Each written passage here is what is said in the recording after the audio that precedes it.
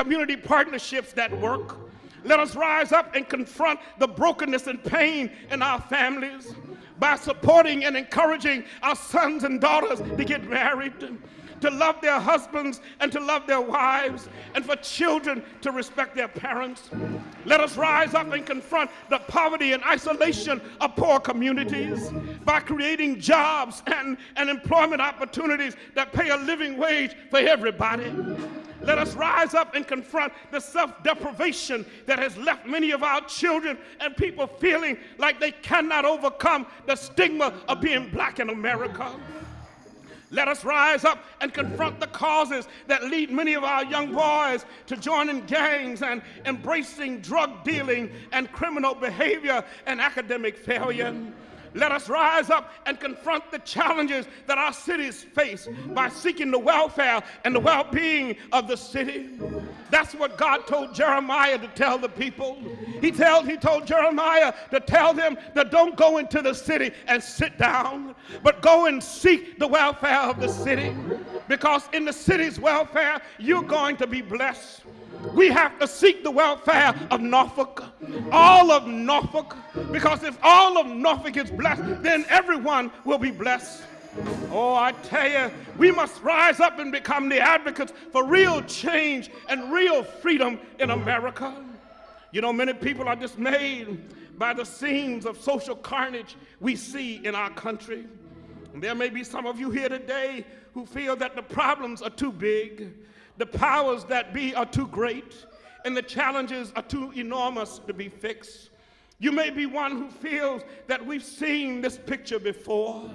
A different place, different time, and different players, but the outcome will still be the same, that sense of pessimism. You may be here today feeling that even with the change that came to Washington in 2008 and 2012, that in the long run, nothing changed or will change for us.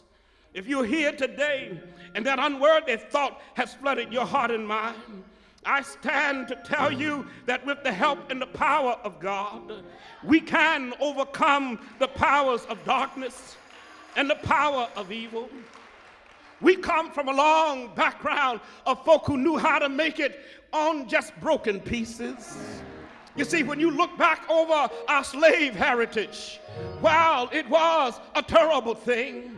Our foreparents knew something about how to make it. And so that same resolve must be in us. We must be strong in the Lord and in the power of his might. We have to put on the whole armor of God so we can stand up against the powers of darkness. I stand today to declare that with the help and the power of God, we can liberate all of our people, black and white, and our nation from the brokenness of poverty, isolation, and ignorance. With the help and power of God, we can create the beloved community where men and women are judged by the content of their character and not by the color of their skin. With the help and the power of God, we can overcome every problem that plagues our community. How can you be so optimistic, Pastor? I can be optimistic because we believe that with God on our side, we are more than able, we are more than conquerors, because he that is with us is more than he that is with them. I've been through some storms and I've had some rough times, but I know that God is able to bring you out. Have I got a witness in the house? You see, in Christ, everything can become new. In Christ, God can renew our vision. We have a living hope in Christ, and with him we can defeat every foe.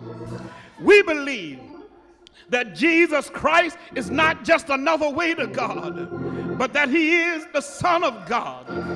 And through him we live, we move, and we have our being. In him we can confront and defeat the powers that undermine and destroy the wills of the people. If the church doesn't believe, then there's no hope for society. If you and I give up, then